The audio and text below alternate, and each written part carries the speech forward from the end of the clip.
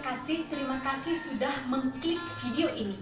Video ini adalah part keempat dari pembahasan kita dari kitab Lukas 4 ayat 18 sampai dengan ayat 19. Di part yang keempat ini, kita akan membahas Yesus yang datang untuk memberitakan tahun rahmat Tuhan telah datang. Dalam perjanjian lama, dalam tradisi orang Israel, tahun rahmat Tuhan berupa tahun Sabat atau tahun ke-7 dan juga tahun Yobel di kitab Imamat 25 ayat 1 sampai dengan ayat 22.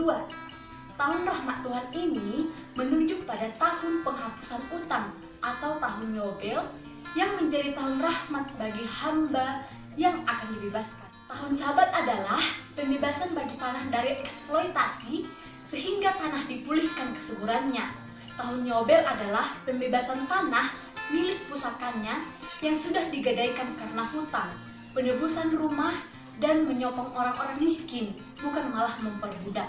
Orang yang berhutang akan memperoleh penghapusan atas kewajiban-kewajiban mereka. Orang-orang yang menggadaikan tanah mereka akan mendapatkan kembali tanah mereka. Para budak dibebaskan, orang-orang yang tertawan mendapatkan kemerdekaan kembali. Kedua tahun ini melambangkan rahmat Tuhan yang lebih besar, yang membebaskan umat dari belenggu dosa, yang mengikat dan membuat mereka menderita. Yesus Kristus datang untuk memperdengarkan bunyi sangkakala Yobel atau pembebasan, sehingga berbahagialah umat yang mendengar bunyi safiri itu. Bisa kita melihatnya dalam Mazmur 89 ayat 16, di mana Tuhan rahmat Tuhan tidak hanya sebatas tahun Sabat dan tahun Yobel lagi, sebab tidak hanya mengurusi soal jasmani lagi, tetapi kebebasan dan kelepasan dari dosa.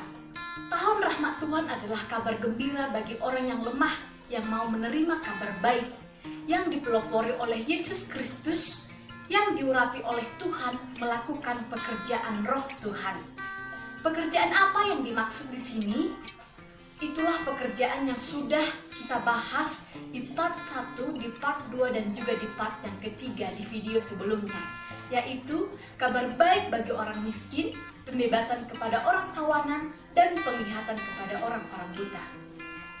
Di mana perwujudan tahun rahmat Tuhan ini nyata di dalam kabar baik bagi orang-orang miskin dan pembebasan serta kesembuhan bagi orang yang tertindas. Itulah tahun rahmat Tuhan, karena hari itu membawa keselamatan bagi semua orang. Yesus datang untuk memberitahu dunia bahwa Allah yang telah disakiti oleh manusia bersedia berdamai dengan mereka dan mau menerima mereka dengan persyaratan yang baru. Melalui Yesus, seorang penembus dalam nama Allah, orang-orang berdosa diselamatkan dan dibebaskan dari belenggu dosa. Tahun rahmat Tuhan ini adalah belas kasih dan karunia yang Allah berikan yang telah nyata bagi setiap manusia. Dimensi tahun ini bagi kita orang yang diselamatkan melalui Yesus Kristus adalah kepedulian kita kepada orang yang menderita dan orang-orang yang sengsara yang mungkin ada di sekitar kita, yang ada di lingkungan kita. Dimensi ini sama dengan ketaatan dan kecintaan kita kepada Allah. Jadi saudara yang terkasih, selamat, kita telah diselamatkan dari belenggu dosa oleh Yesus Kristus. Terima kasih, sampai bertemu lagi.